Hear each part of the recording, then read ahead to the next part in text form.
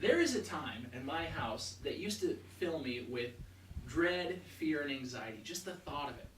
Bedtime was this time for me. The thought of trying to lay my kids down just wasn't something that really appealed to me. So bedtime can be infamous. Now, I'm one of 11 children. I have 16 nephews, 5 nieces, and I have 3 children ranging in ages from 1 to 5. So bedtime is an unavoidable time of the day for me. I have to tackle it somehow. So I'm here to tell you today that by using some helpful tips and knowing that sleep really is important for children, you can help children go to bed faster. Now, I understand not everybody has a child, but most people do have a nephew or a niece or a friend's child that they may be asked to watch at some point in time. So today, I hope to show you why sleep is so important for children, and that through a regular routine of turning off technology, dimming the lights, reading a book or a story, and then saying something sweet and positive for a good night can help the child fall asleep faster. So, why is sleep so important for children? Sleep is crucial for children's growth and development. David Mame conducted a study.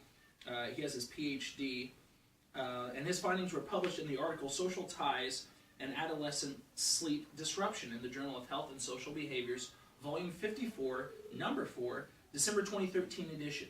The study stated that scholars are increasingly recognizing the importance of sleep for the behavior and emotional health of adolescents. Studies show that insufficient sleep affects daytime cognitive and behavioral functioning, academic performance, suffering from depression and obesity, and engaging in deviant behavior. So there's 4 reasons why sleep is important for your children. I want you to think of a time that you went without sleep. I mean, you were sleep deprived. How did you respond to people? Were you typically short-tempered, had a hard time focusing, weren't able to follow simple tasks? If that's true, then you know this firsthand, and imagine how much worse it is for a child. Jennifer Waldberger and Jill Spivak wrote in their book, The Sleep Easy Solution, published in 2007, that children between the ages of 2 and 5 need on average between 11 and 12 hours of sleep each night. So we know sleep is important. So now that we've established that fact, let's move on to how this bedtime routine starts. The super nanny, Jo Frost, said in her 2007 book, Jo Frost's Rule for Toddlers, it's nice that it's titled after her, it helps me remember it, that the repetitiveness of a bedtime ritual also creates a profound feeling of being safe and protected. First, I switch off all technology so there are no distractions. So, we have 2 things that have been established there. One is the importance of a bedtime routine, and second is turning the technology off. Cynthia Hansen wrote 4 Bad Habits Every Parent Needs to Break, published in the September 2012 edition of the magazine Parents. When you give a direction as a question or tack OK onto the end, your child hears a request and assumes that he has the option of not doing it.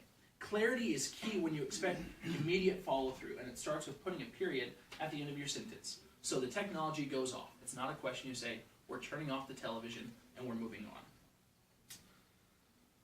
Also, I've noticed that technology doesn't exactly help me lay my children down. We have a Kindle, and one night I tried to use it as an adjunct to helping lay the children down instead of doing something like reading a book. We put together a puzzle. Well, it ended up in World War III, and it didn't help the bedtime process at all. So we have the routine started. What's the next thing that we can do to help the children calm down? Again, quoting Jo Frost's book, second, I go into the child's room and dim everything down. So we're turning off the lights. This helps signifies that the day is over, puts a period at the end of the day, and that we are starting to calm down. I've left the lights on to try to lay children down before. It does not work. They think it's still daytime. So turn the lights off, dim them down.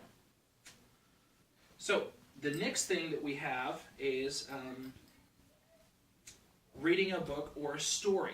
Now, this seems intuitive, like obviously you would do something with your child to help them calm down. This helps calm the child, makes them focus on one thing. There is such a thing as a bad book, though. Not necessarily a bad book in general, but a bad book for bedtime. Books that require hand motions or gestures aren't good. I had my kids, I was laying them down one evening, and we did the Head, Shoulders, Knees, and Toes book, which I thought would be fun, till they jump out of bed and start doing the motions like, they're supposed to. Well, this gets them amped up. It doesn't help them lay down at all. So, we've read the book or story, and we've said our goodbyes, so what is something you can do to help the child feel positive about their relationship with you moving forward into the evening. I have found that saying something nice like, "Good night, sweetheart, I love you, I'll see you in the morning," helps a lot. It helps establish that love for them so that they don't go to bed wondering how I feel about them. Now, saying something like, "You stay in bed or so help me," isn't as helpful. It makes the child wonder about their relationship with you, and they'll be more prone to get out of the bed and come and find you. So, in conclusion, we have looked at today why sleep is so important for children, and then why a regimen is so important for them, a routine, and the routine of turning off the technology, dimming the lights, reading a book or story, and leaving them on a positive note can help lay them, or help calm them down for bed and help you get them to bed faster. I will leave you with this quote from, again, Joe Frost's book. "If you do the ritual well, the beauty is that you put yourself in the calm place also. Then you're ready for some quiet time of your own."